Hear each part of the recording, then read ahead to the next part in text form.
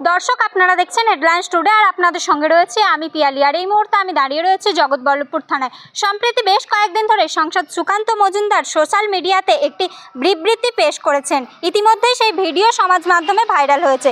সেই ভিডিও তো আপনাদের দেখাবই, তার পাশাপাশি তিনি বেশ কয়েকটি ফেক পোস্টও করেছেন, যাকে কেন্দ্র করে আজ হাওড়া তৃণমূল ছাত্র পরিষদ ইউনিটের পক্ষ থেকে আজ জগৎবল্লভপুর থানায় সাংসদ সুকান্ত মজুমদারের বিরুদ্ধে একটি লিখিত অভিযোগ জমা দেওয়া হয়। কি কারণে তৃণমূল ছাত্র পরিষদ ইউনিটের পক্ষ থেকে এই লিখিত অভিযোগ, চলুন বিস্তারিত জেনে নেওয়া যাক। আমরা মেনে নিতে পারবো, আমরা প্রয়োজনে রাস্তায় নামবো, এখনো নামিনি। আমি পরিষ্কার করছি, মমতা বন্দ্যোপাধ্যায়কে লাস্ট ওয়ার্নিং দিচ্ছি, এরপরে কিন্তু আমরা রাস্তায় গাড়ি ধরে ধরে মারবো। কিন্তু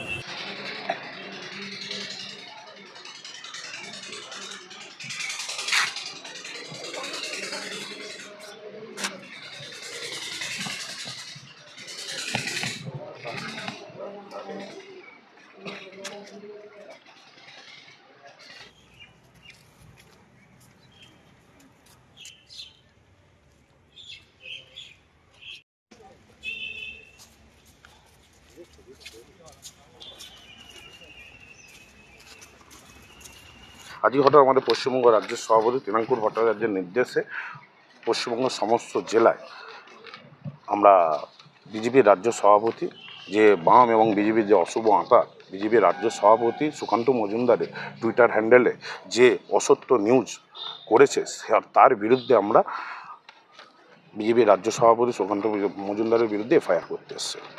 আমরা প্রতিটা প্রমাণ দিয়ে বলতে পারি যে টুইটার হ্যান্ডেলে যে 9টা নিউজ যে করেছে, প্রথম যে নিউজটা আছে এটা গণেশ চতুর্থীর নয়, এটা সি আন্দোলনের। দ্বিতীয় যে নিউজটা আছে সেটাও উত্তরপ্রদেশে।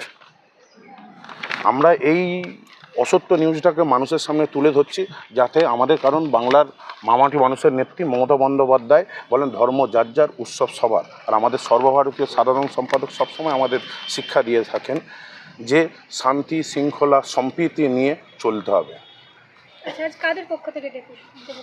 হাওড়া জেলা তৃণমূল ছাত্র পরিষদ সদরের পক্ষ থেকে আমরা এই নিউজের মাধ্যম দিয়ে বুঝিয়ে মানুষের মনকে বোঝাতে চাই, এরা সত্য নিউজ সামনে তুলে আনতে পারবে না। অসত্যর মাধ্যম দিয়ে, দাঙ্গা দিয়ে এরা রাজনীতি করতে চাইছে, উন্নয়ন দিয়ে রাজনীতি করুক। হ্যাঁ, লিখিত অভিযোগ করেছি।